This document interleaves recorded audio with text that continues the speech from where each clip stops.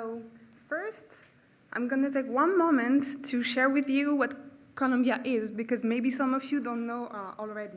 So who in this room knew that Colombia was a family company and a portfolio of other brands? So very few people, actually. So Colombia Sportswear was founded in 1938 by a German family who fled Germany to move to the United States. And over the years, they've been internationalizing the Colombia business, and then in the 2000s, they've been buying other brands to create a portfolio of brands with the common idea of connecting active people with their passions. So what does it mean for Europe?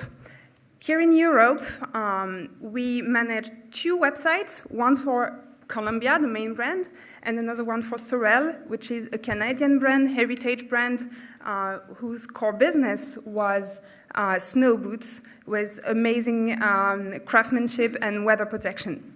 And so for those two brands, we have 10 domains, like 10 countries, and we cover 5 languages. So our whole challenge is to manage the European complexity compared to our colleagues in the US, while making sure we have a branded experience and differentiations among our brands.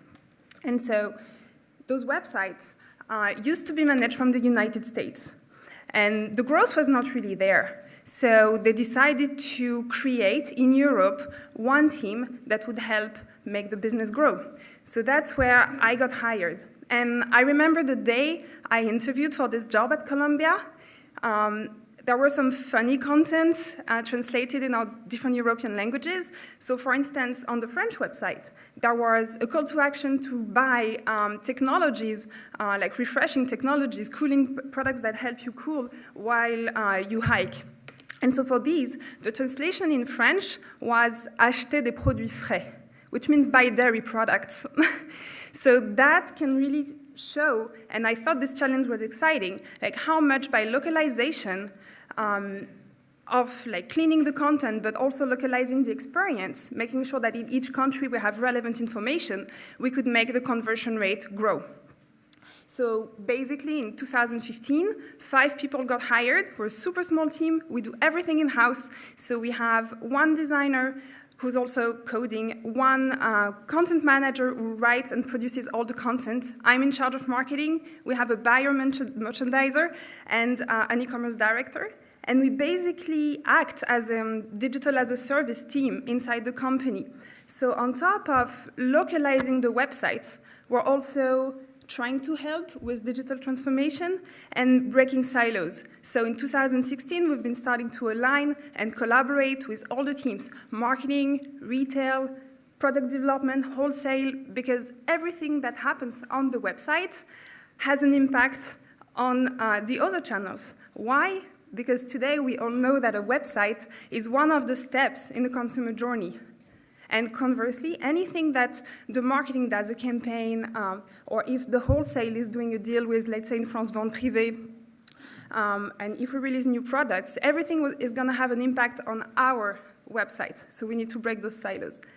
And in 2017, we went with another step. When we joined the company, the whole fulfillment was managed with a third party in Belgium, which was good. They were super efficient, but it was eating a bit of our margins, and we had the capacity in-house to serve those customers, to have a warehouse, and to host customer service. So we've been internalizing all the competencies.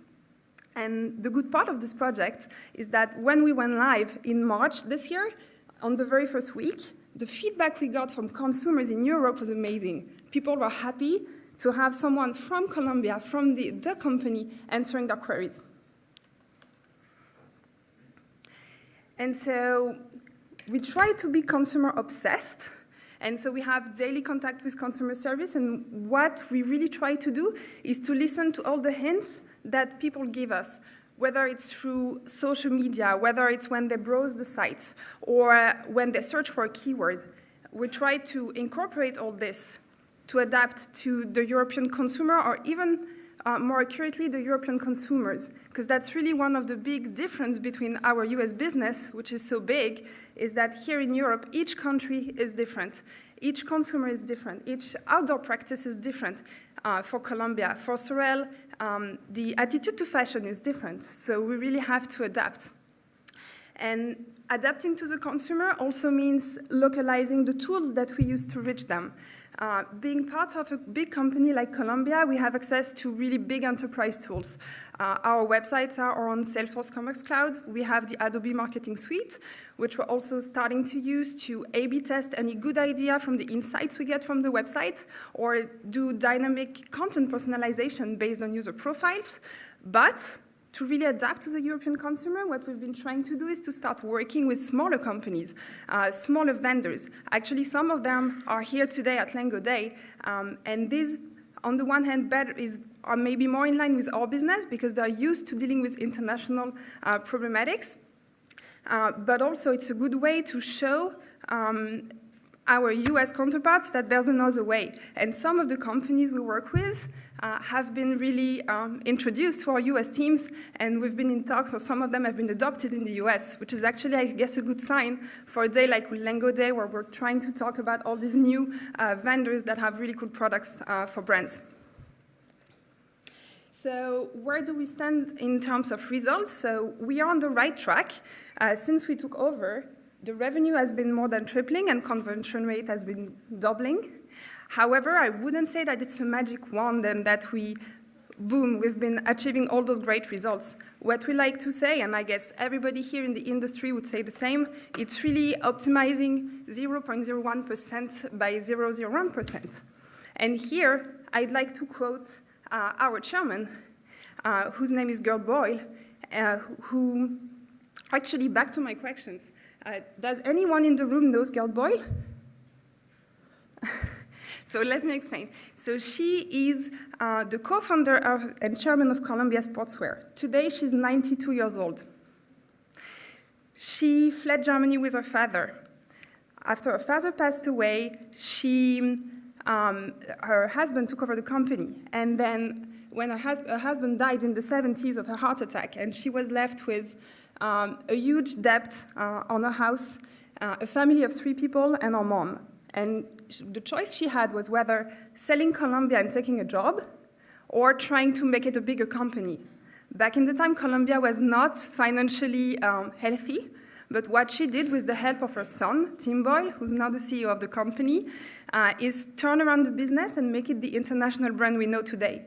And Gerd Boyle is a tough mother, that's how we call her inside the company, and she likes to give some advice and witty sentences that we like to call Gertisms. And one of them is, "It's perfect, now make it better." That's what she would say if you present her with a new product. And I think this sentence perfectly applies to digital because it's really how everybody in the room behaves. We're really trying to get this 0.01% ahead. So I hope this was interesting, and thank you for listening, and have a great day at Lengow Day.